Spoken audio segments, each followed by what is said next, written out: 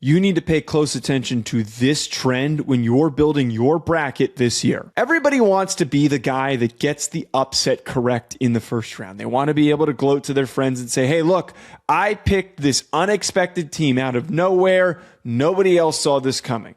Well, sadly, you're probably not going to be that guy. There has been a rapid shift in quality of teams in college basketball, and it has been driven by NIL and the transfer portal. A lot of the best players in college basketball end up on the best teams. If they're coming from a smaller program, they typically end up transferring. 13 to 16 seeds in the round of 64 are just 6 and 58 straight up. They're also 25 and 38 against the spread since 2021. And on top of this, teams that were favorites of 8 points or more were 21 and 0 straight up last year during March Madness. Over the last 3 tournaments, favorites of 8 points or more are 57 and 5. The teams that fit that criteria this year: Nebraska versus Troy, Wisconsin versus High Point, Vandy versus McNeese, Michigan State versus North Dakota State, Arkansas versus Hawaii, Illinois versus Penn, Gonzaga versus Kansas State, Houston versus Idaho,